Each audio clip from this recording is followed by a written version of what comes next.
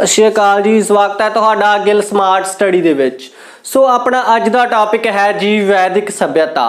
सो वैदिक सभ्यता नूं शुरू करन तो पहला आपां थोड़े जे सामान्य ज्ञान की गल करदे हां।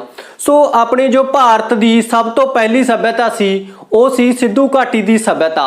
सिद्धू घाटी की सभ्यता के खोज तो पहला ही आपां वैदिक सभ्यता नूं भारत की पहली सभ्यता मनदे सी। पर ज्यों ही सिद्धू घाटी की सभ्यता की खोज हुई उस तो आपां नूं पता चलिया कि जो सिद्धू घाटी की सभ्यता सी वो भारत की पहली सभ्यता सी, जिसका समा 1700 BC तक आउंदे आउंदे खत्म हो जाता है और उस तो बाद आपां नूं 1500 BC तक कोई भी अजिही सभ्यता नहीं मिलती जो कि वैदिक सभ्यता तो पहला आवे। सो उस तो बाद अपनी आउंदी है जी 1500 BC के लगभग वैदिक सभ्यता। सो वैदिक सभ्यता नूं आपां दो मुख भागां दे विच वंडदे हां। सो अपने कोले सब तो पहला आउंदा है जी पूर्व वैदिक काल और सैकंड नंबर ते आउंदा है अपने कोले उत्तर वैदिक काल। सो जो पूर्व वैदिक काल का समा सीगा वो अपने कोले लगभग 1500 तो लैके 1000 BC तक सीगा और इसी तरह ही जो अपने कोले उत्तर वैदिक काल का समा सी ये सी अपने कोले 1000 तो लैके 600 BC। सो ये समा काल रहा है जी पूर्व वैदिक काल का और उत्तर वैदिक काल का। सो इसी तरह ही आपां अगे गल करते हाँ वैदिक शब्द। सो जो वैदिक शब्द का विकास है ये होया जी वेद शब्द तो। सो वेद का की अर्थ है? वेद का अर्थ है ज्ञान। सो इसी तरह आप देखते हैं जो वैदिक शब्द का विकास सी वो होया सीगा वेद तो, जिसका अर्थ सीगा अपने कोले ज्ञान। सो आपां नूं वेदां तो जो ज्ञान भारतीय इतिहास बारे मिलता है सो उस काल नूं ही आपां वैदिक सभ्यता के नाम नाल जानते हाँ। सो इसी वैदिक शब्द का विकास जो कि होया है वेद तो। सो इसी तरह ही आपां देखते हाँ कि वैदिक सभ्यता दे निर्माता कौन सी। ये जो इन्नी बड़ी विशाल सभ्यता हुई है इस दे निर्माता कौन होए ने? सो उन्हां दे विचों नाम आउंदा है जी आर्य लोकां दा। सो जो वैदिक सभ्यता के निर्माता सीगे वो सीगे आर्य लोक। सो आर्या वैदिक सभ्यता के निर्माता मने जाते हैं। सो इसी तरह ही अपने कोले एग्जाम दे विच अगला क्वेश्चन पूछ लिया जाता है आर्या शब्द का अर्थ की है। सो आर्या शब्द कित्थों लिया गया और इसका अर्थ की है? सो आर्य शब्द का अर्थ है जी श्रेष्ठ। सो जो आर्य शब्द सी ये एक संस्कृत भाषा का शब्द है जिसका अर्थ है श्रेष्ठ। सो श्रेष्ठ तो भाव किसी जात पात या किसी अमीरी दे विच नहीं, सगों वो लोग जिन जो कि भाषा दे विच श्रेष्ठ होए उन्होंने अपने आप नूं आर्या खवाउणा शुरू किया। सो इसी तरह ही आप देखते हैं कि जो आर्य लोग सीगे वो भारत दे विच कित्थों आए। सो उन्हां दे आउण संबंधी विद्वानां दे जो वख-वख मतभेद ने सो वख-वख विचार ने आपां उन्हां बारे जानकारी हासिल करते हैं। सो सब तो पहला आउंदा है बाल गंगाधर तिलक। सो बाल गंगाधर तिलक के अनुसार जो आर्य लोग सीगे वो आए सीगे आर्कटिक प्रदेश तो। सो इस दे अनुसार आए सीगे ये आर्कटिक प्रदेश तो, जानी के उत्तरी पूर्व तो ये लोग आए सी। क्वेश्चन दे विच आपां नूं उत्तरी पूर्व भी लिखिया हो सकता है। सो इसी तरह ही अपना अगला जो विद्वान है वो आउंदा है स्वामी दयानंद। सो जो स्वामी दयानंद सीगा इस दे अनुसार जो आर्य लोग सीगे वो आए सी जी तिब्बत तो। सो स्वामी दयानंद कहते हैं जो आर्य लोग सीगे वो तिब्बत तो आए। पर जो मैक्स मूलर सीगा जिसका सिद्धांत सीगा जिसके सिद्धांत नूं बहुते विद्वानों ने सही भी मन्निया है और ये कहते हैं जो आर्य लोग सीगे वो आए सीगे मध्य एशिया तो। सो बहुते विद्वान मैक्स मूलर दा जो मत है उस नाल सहमत होंदे भी दिखाई दिंदे हन। सो ये कहते हैं जो आर्य लोग सी वो मध्य एशिया तो आए। सो इसी तरह ही अपने कोले अगला क्वेश्चन है आर्या दे भारत विच स्थान। आर्य लोग भारत विच किथे किथे रहे? सो आर्य लोग सी जो वो भारत दे पंजाब, राजस्थान,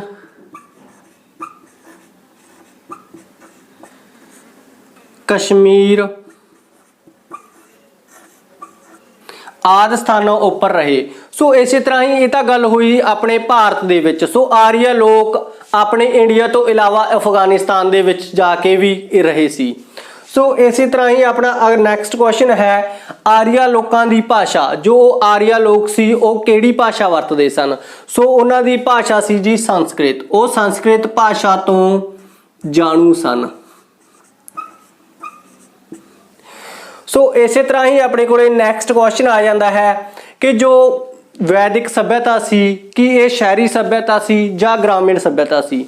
ਸੋ ਵੈਦਿਕ ਸਭਿਅਤਾ ਜੋ ਸੀ ਉਹ ਇੱਕ ਗ੍ਰਾਮੀਣ ਸਭਿਅਤਾ ਸੀ। ਸੋ ਇਸ ਤਰ੍ਹਾਂ ਆਪਾਂ ਦੇਖਦੇ ਹਾਂ ਕਿ ਜੋ ਵੈਦਿਕ ਸਭਿਅਤਾ ਦੀ ਜਾਣਕਾਰੀ ਦੇ ਸਰੋਤ ਦੇਖਦੇ ਹਾਂ। ਸੋ ਵੈਦਿਕ ਸਭਿਅਤਾ ਦੀ ਜੋ ਜਾਣਕਾਰੀ ਦੇ ਸਰੋਤ ਸੀ ਆਪਾਂ ਉਹਨਾਂ ਨੂੰ ਪ੍ਰਮੁੱਖ ਦੋ ਭਾਗਾਂ ਦੇ ਵਿੱਚ ਵੰਡਦੇ ਹਾਂ। ਸਭ ਤੋਂ ਪਹਿਲਾ ਭਾਗ ਆਉਂਦਾ ਹੈ ਆਪਣੇ ਕੋਲੇ ਪੁਰਾਤਤਵਿਕ ਸਰੋਤ ਔਰ ਸੈਕੰਡ ਆਪਣੇ ਕੋਲੇ ਆਉਂਦਾ ਹੈ ਸਾਹਿਤਿਕ ਸਰੋਤ।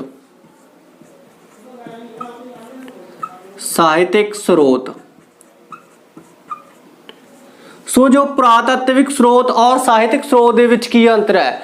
ਪੁਰਾਤਤਵਿਕ ਸਰੋਤ ਉਹ ਹਨ ਜੋ ਆਪਾਂ ਨੂੰ ਖੁਦਾਈ ਤੋਂ ਮਿਲਦੇ ਹਨ। ਸੋ ਆਪਾਂ ਜਿਵੇਂ ਕਿ ਅਭਿਲੇਖ ਜਿਨ੍ਹਾਂ ਤੋਂ ਆਪਾਂ ਖੁਦਾਈ ਕਰਨ ਉਪਰੰਤ ਉਹਨਾਂ ਤੋਂ ਅੰਦਾਜ਼ਾ ਲਗਾਉਂਦੇ ਹਾਂ, ਉਹਨਾਂ ਤੋਂ ਆਪਾਂ ਨੂੰ ਕੁਝ ਪ੍ਰਮਾਣ ਮਿਲਦੇ ਹਨ। ਸੋ ਸਾਹਿਤਿਕ ਸਰੋਤ ਦੇ ਵਿੱਚ ਉਹ ਸਾਹਿਤਿਕ ਪੁਸਤਕਾਂ ਆ ਜਾਂਦੀਆਂ ਹਨ ਜਿਨ੍ਹਾਂ ਤੋਂ ਆਪਾਂ ਨੂੰ ਜਾਣਕਾਰੀ ਪ੍ਰਾਪਤ ਹੁੰਦੀ ਹੈ। ਸੋ ਇਸੇ ਤਰ੍ਹਾਂ ਜੋ ਆਪਣਾ ਪਹਿਲਾ ਪੁਰਾਤਤਵਿਕ ਸਰੋਤ ਸੀ ਇਸ ਦੇ ਵਿੱਚ ਆਪਣੇ ਕੋਲੇ ਆਉਂਦਾ ਹੈ ਬੋਂਗਾਜਕੋਈ ਦਾ ਅਭਿਲੇਖ, ਜੋ ਕਿ ਆਪਾਂ ਨੂੰ 1400 BC ਦੇ ਲਗਭਗ ਪ੍ਰਾਪਤ ਹੁੰਦਾ ਹੈ।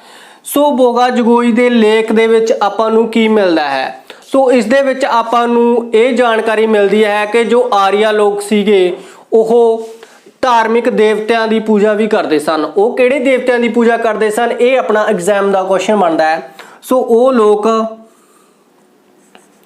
ਵੈਸ਼ਨੂ, ਵਰੁਣ ਆਦਿ ਦੇਵਤਿਆਂ ਦੀ ਪੂਜਾ ਕਰਦੇ ਸਨ। ਸੋ ਜਿਹੜੇ ਆਰੀਆ ਲੋਕ ਸੀਗੇ ਉਹ ਧਾਰਮਿਕ ਲੋਕ ਵੀ ਸੀ ਔਰ ਉਹ ਪੂਜਾ ਕਰਦੇ ਸਨ। ਆਪਣੇ ਵੈਸ਼ਨੂ ਹੋ ਗਏ, ਵਰੁਣ ਹੋ ਗਏ ਔਰ ਇੱਕ ਦੇਵਤਾ ਹੋਰ ਆ ਜਾਂਦਾ ਇਸ ਦੇ ਵਿੱਚ ਆਪਣਾ ਇੰਦਰ ਦੇਵਤਾ। ਸੋ ਇਹ ਲੋਕ ਇੰਦਰ ਦੇਵਤਾ ਦੀ ਵੀ ਪੂਜਾ ਕਰਦੇ ਸਨ ਜਿਸ ਨੂੰ ਆਪਾਂ ਬਨਸਪਤੀ ਦੇਵਤਾ ਵੀ ਕਹਿੰਦੇ ਹਾਂ। ਸੋ ਇਹ ਇੰਦਰ ਦੇਵਤਾ ਇਹਨਾਂ ਦਾ ਬਨਸਪਤੀ ਦੇਵਤਾ ਵੀ ਸੀ। ਸੋ ਇਸੇ ਤਰ੍ਹਾਂ ਹੀ ਆਪਣੇ ਕੋਲੇ ਸਾਹਿਤਿਕ ਸਰੋਤ ਦੇ ਵਿੱਚ ਆਪਣੇ ਕੋਲੇ ਜੋ 4 ਵੇਦ ਹੋਏ ਨੇ ਆਪਣੇ ਉਹ ਆ ਜਾਂਦੇ ਨੇ। ਸੋ ਉਹਨਾਂ 4 ਵੇਦਾਂ ਦੇ ਵਿੱਚੋਂ ਆਪਣਾ ਰਿਗਵੇਦ ਆ ਜਾਂਦਾ ਹੈ। ਸੋ ਇਹਨਾਂ ਦੇ ਵਿੱਚੋਂ ਆਪਣਾ ਰਿਗਵੇਦ, ਦੂਜਾ ਆ ਜਾਂਦਾ ਆਪਣਾ ਸਾਮਵੇਦ, ਤੀਜਾ ਆ ਜਾਂਦਾ ਹੈ ਯਜੁਰਵੇਦ ਔਰ ਆਪਣਾ ਚੌਥਾ ਆ ਜਾਂਦਾ ਹੈ ਅਥਰਵਵੇਦ। ਸੋ ਜੋ ਇਹ 4 ਵੇਦ ਨੇ ਇਹ ਆਪਣੇ ਸਾਹਿਤਿਕ ਸਰੋਤ ਦੇ ਵਿੱਚ ਆ ਜਾਂਦੇ ਨੇ। ਸੋ ਇਸ ਦੇ ਵਿੱਚੋਂ ਸਭ ਤੋਂ ਪਹਿਲਾਂ ਆਉਂਦਾ ਹੈ ਰਿਗਵੇਦ। ਸੋ ਜੋ ਰਿਗਵੇਦ ਹੈ ਇਸ ਦੇ ਵਿੱਚ 10 ਮੰਡਲ ਔਰ 1028 ਜੋ ਆਪਾਂ ਮੰਤਰ ਹੈ ਉਹ ਦੇਖਦੇ ਹਾਂ। ਸੋ ਰਿਗਵੇਦ ਦੇ ਵਿੱਚ ਆਪਾਂ ਸਭ ਤੋਂ ਪਹਿਲਾਂ ਚਰਚਾ ਕਰਦੇ ਹਾਂ ਰਿਗਵੇਦ ਦੀ। ਸੋ ਰਿਗਵੇਦ ਦੇ ਵਿੱਚ 10 ਮੰਡਲ ਹਨ ਔਰ 1028 ਸੂਤਕ ਕਹਿ ਲਓ ਚਾਹੇ ਮੰਤਰ ਕਹਿ ਲਓ।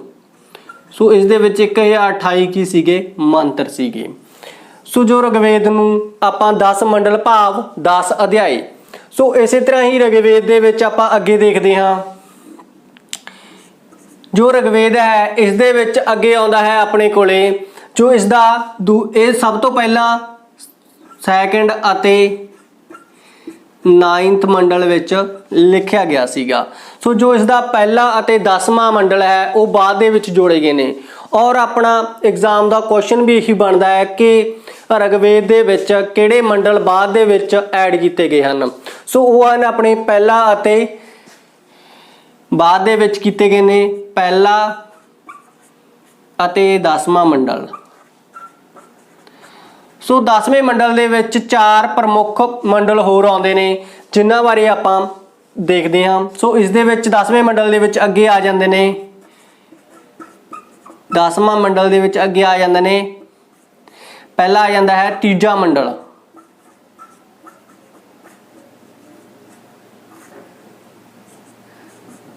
ਸੋ ਜੋ ਆਪਣਾ ਤੀਜੇ ਮੰਡਲ ਦੇ ਵਿੱਚ ਆ ਜਾਂਦਾ ਹੈ ਗਾਇਤਰੀ ਮੰਤਰ।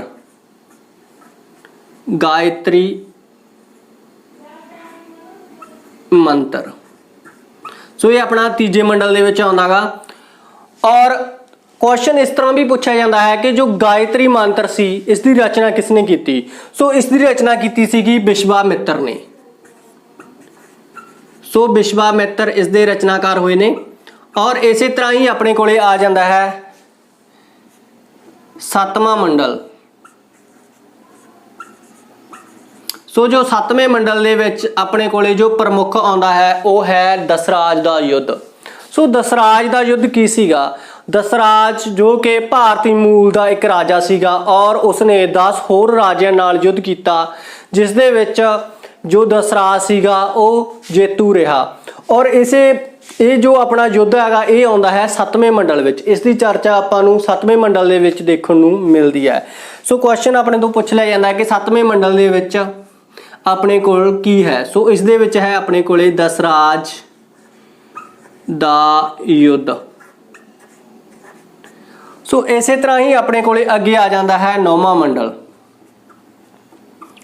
सो ये भी बहुत जो है इंपॉर्टेंट है 9वां मंडल। सो इस दे विच की है। सो 9वें मंडल दे विच अपने कोले जो आर्य लोगों का देवता सीगा सोम देवता वो आ जाता है। सो इस दे विच चर्चा हुई है सोम देवता दी, जो कि बनस्पति देवता सीगा आर्य लोगों का। सो इस तरह ही आप अगे देखते हाँ कि अगे आ जाता है अपने कोले 10वां मंडल। सो अपने कोले 10वें मंडल दे विच की है। अपने कोले 10वें मंडल दे विच हैगा वैद क्षत्रिय शूद्र क्षत्रिय शूद्र आदि जो लोग सीगे, जो इन्हां दी आपां नूं जो चर्चा मिलती है वो अपने कोले 10वें मंडल दे विच मिलती है। सो इस तरह ही आप देखते हाँ कि जो इस दे विच वैदिक सभ्यता दे विच जो 4 वेद होए ने उन्हां दे विचों आपां पहला ऋग्वेद पढ़िया और सैकंड आपां पढ़दे हाँ सामवेद। सो जो सामवेद सीगा इस नूं आपां जो संगीत दा वेद भी कहते हैं। सो इस नूं संगीत दा वेद भी आख्या जाता है। सो ये गल तुसीं याद रखनी है। सो इस तरह ही अपने कोले आ जाता है यजुर्वेद। तो यजुर्वेद दे विच अपने कोले जो ने जग विधियां आ जांदियां नेगियां। सो इस दे विच अपने कोले जग विधियां जो आपां नूं मिलदियां ने वो मिलदियां ने यजुर्वेद दे विच। और यजुर्वेद की एक प्रमुख गल तुसीं होर याद रखनी है, इस दे विच आपां नूं इसकी रचना है जो गद अते पद विच दोनों विच ही मिलती है। सो इसकी रचना जो है गद अते पद दोनों दे विच ही मिलती है। इस तरह ही अपने कोले आ जाता है अथर्ववेद। सो अथर्ववेद दे विच अपने कोले इंपॉर्टेंट की है। अथर्ववेद सीगा जो इस नूं जादू टोणियां दा वेद भी कहा जाता है। जादू टोणियां दा। सो इस दे विच जादू टोणे सो जिन्ने सीगे वो अथर्ववेद दे विच आपां नूं देखण नूं मिलदे ने। और इसे नूं ही ब्रह्मवेद दे नाम नाल भी जाणिया जाता है। सो इस नूं ब्रह्मवेद भी नाम नाल भी जाणिया जाता है। और अथर्ववेद नूं ही आपां जो श्रेष्ठ वेद भी आखदे हाँ। सो 4 वेदां दे विचों जो श्रेष्ठ वेद जेकर तुहाडे तो पुछिया जाता है वो है अपना अथर्ववेद। सो इस तरह ही आप देखते हैं कि जो इन्हां वेदां दे उपवेद की ने और इन्हां दे गाउण वालियां नूं की आख्या जाता है। सो अपने कोले सब तो पहला आउंदा है ऋग्वेद और सैकंड अपने कोले आउंदा है सामवेद और थर्ड अपने कोले आउंदा है यजुर्वेद और जो फोर्थ वेद अपना वो है फोर्थ और लास्ट वेद है जो अपना वो है अथर्ववेद।